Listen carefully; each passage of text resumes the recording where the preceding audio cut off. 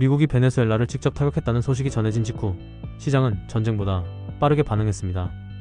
이때 많은 투자자들은 비트코인이 오를지 떨어질지보다 지금 이 자리에 있어도 되는지부터 불안해졌습니다. 지정학 리스크는 항상 예측보다 빠르게 자산 가격을 흔들어 왔기 때문입니다. 군사 충돌 소식이 나오는 순간 위험 자산과 안전 자산의 경계는 흐려집니다. 비트코인은 위험 자산으로 분류되다가도 동시에 국가 리스크를 피하는 대안 자산으로 거론되며 양쪽 평가를 동시에 받습니다. 이 모순이 바로 투자자들의 판단을 더 어렵게 만듭니다. 베네수엘라는 원유 수출국이며 미국의 군사 개입은 에너지 가격 변동과 달러 흐름을 자극합니다. 원유 가격이 흔들리면 인플레이션 기대가 움직이고 그 기대는 다시 비트코인의 서사에 영향을 줍니다. 전쟁 뉴스가 곧바로 코인 가격 뉴스로 번역되는 이유입니다. 이 시점에서 가장 위험한 것은 방향을 단정하는 판단입니다. 미국의 행동이 단기 충격인지 구조적 변화의 시작인지는 아직 아무도 알 수 없습니다. 다만 시장은 이미 불확실성이라는 가격을 매기기 시작했습니다. 미국의 베네수엘라 공습 소식은 단순한 군사 뉴스가 아니라 자금 흐름의 방향성을 다시 묻게 만드는 사건입니다.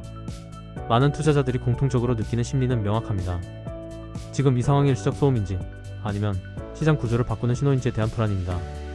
과거를 돌아보면 지정학 충돌은 항상 금융시장의 세 단계로 반영되었습니다.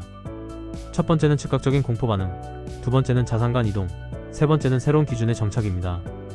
현재 비트코인은 두 번째 단계 초입에 놓여 있다는 해석이 나옵니다.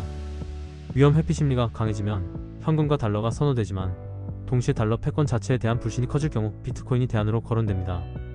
이 상반된 힘이 동시에 작용하면서 가격은 방향성을 잃고 변동성만 키웁니다. 여기서 투자자들이 자주 하는 오해는 군사 충돌이 곧바로 비트코인 상승으로 이어진다고 믿는 것입니다.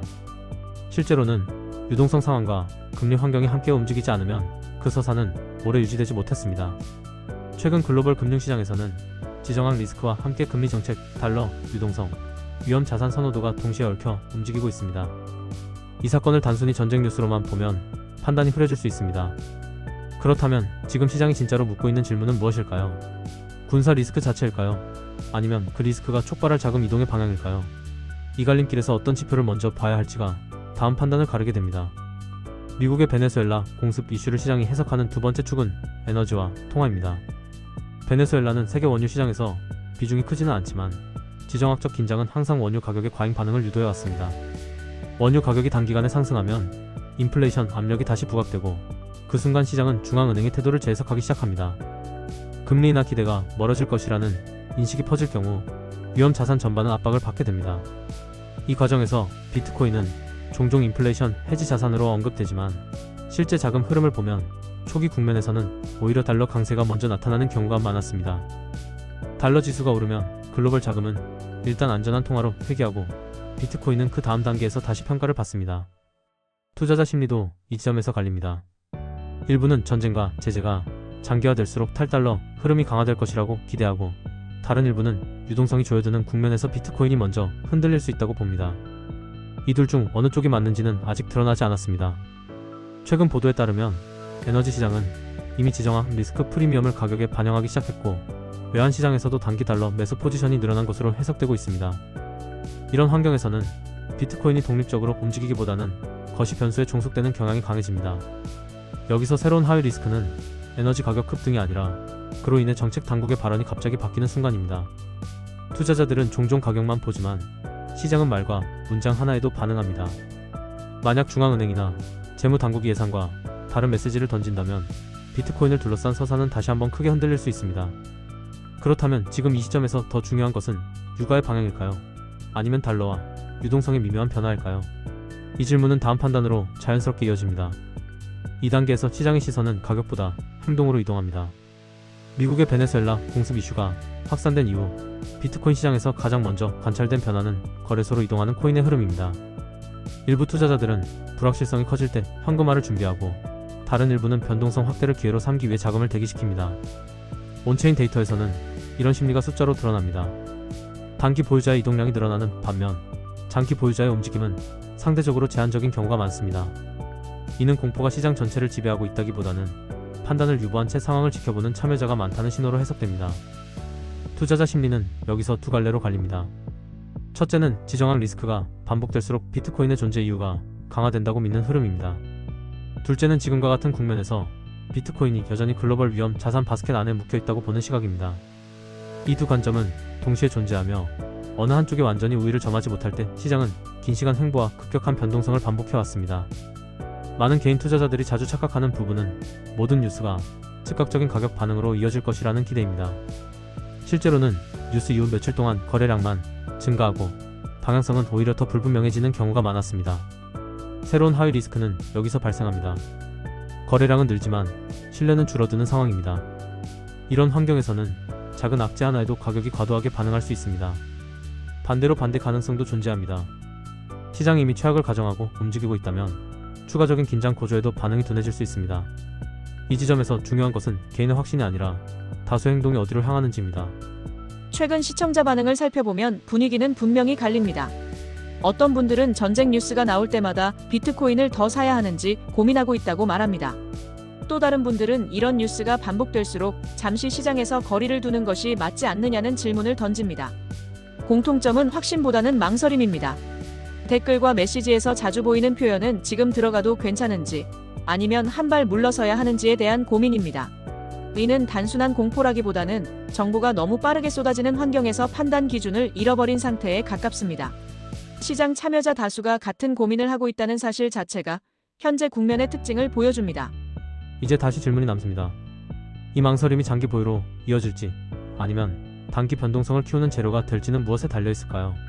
지정한 리스크가 반복되는 환경에서 투자자 행동의 기준점은 어디에서 형성될지 그 갈림길이 점점 가까워지고 있습니다. 이제 시장은 개인의 심리를 넘어 참여자 발언과 공식 메시지에 더욱 민감해진 상태입니다. 미국의 베네수엘라 공습 이후 금융시장에서 반복적으로 등장하는 장면은 기관과 시장 참여자들의 해석 차이입니다. 일부 글로벌 자산 운용 관계자들은 지정한 리스크가 커질수록 전통 자산과 디지털 자산 모두 변동성이 커질 수밖에 없다고 언급하고 있습니다. 이는 비트코인을 안전 자산으로 단정하기보다는 아직은 위험 자산의 성격을 완전히 벗어나지 못했다는 시각에 가깝습니다. 반면 다른 쪽에서는 제재와 충돌이 반복되는 세계 질서 속에서 국가 통화 시스템에 대한 불신이 장기적으로 누적될 가능성을 강조합니다. 이 관점에서는 지금의 가격 움직임보다 시간이 흐르며 쌓이는 서사가 더 중요하다고 봅니다. 시장 해석은 이처럼 갈라져 있지만 공통적으로 나오는 말이 하나 있습니다. 불확실성의 가격은 이미 상당 부분 반영되었다는 평가입니다. 문제는 그 불확실성이 더 커질 수 있는지 아니면 예상보다 빠르게 진정될 수 있는지입니다. 투자자 심리는 이 지점에서 다시 흔들립니다. 이미 반영되었다고 믿는 사람은 기회를 보고 아직 끝나지 않았다고 믿는 사람은 리스크를 봅니다. 여기서 새로운 하위 리스크는 발언의 방향성입니다.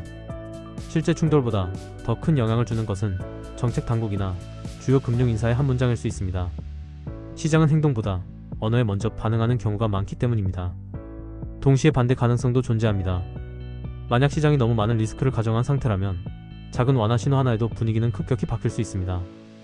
이 모든 흐름 속에서 비트코인은 독립적인 주인공이라기보다 거시 환경의 교차점에 서 있는 관찰 대상에 가깝습니다.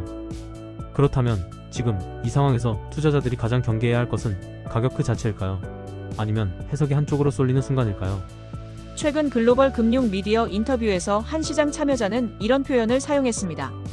전쟁 뉴스보다 더 무서운 것은 시장이 같은 뉴스를 같은 방식으로 해석하기 시작하는 순간이라는 말이었습니다.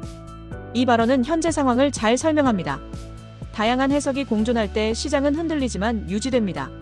그러나 해석이 하나로 수렴되는 순간 작은 자극에도 큰 움직임이 발생합니다. 지금의 비트코인 시장은 아직 그 단계에 도달하지 않았지만 점점 그 방향으로 이동하고 있다는 인상을 줍니다.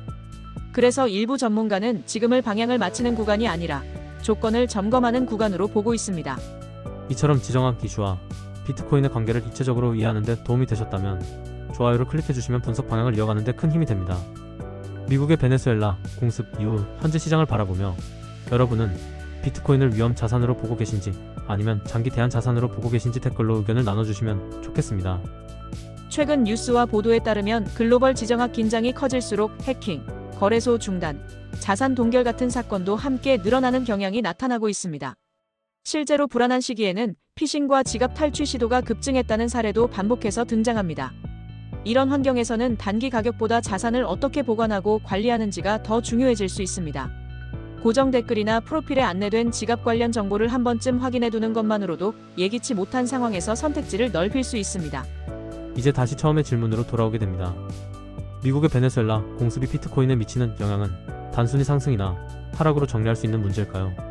지금까지의 흐름을 종합하면 이 사건은 가격을 결정하기보다 시장의 태도를 시험하고 있다는 해석이 더 가까워 보입니다. 지정학 리스크가 커질수록 비트코인은 스스로의 성격을 증명해야 하는 위치에 놓입니다.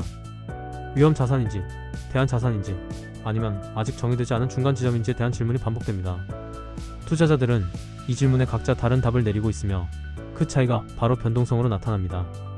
중요한 점은 이 과정이 단번에 끝나지 않는다는 사실입니다. 군사 뉴스 하나로 결론이 나지 않고 자금 흐름과 정책 발언, 시장 심리가 맞물리며 서서히 방향성이 만들어집니다. 이 흐름 속에서 성급한 확신은 오히려 가장 큰 리스크가 될 수 있습니다. 지금의 시장은 답을 주기보다는 조건을 던지고 있습니다. 이 조건들이 어떤 순서로 충족되느냐에 따라 비트코인의 다음 얼굴이 드러날 가능성이 커지고 있습니다. 그 순간이 언제일지, 그리고 어떤 신호가 먼저 나타날지는 여전히 열려 있습니다.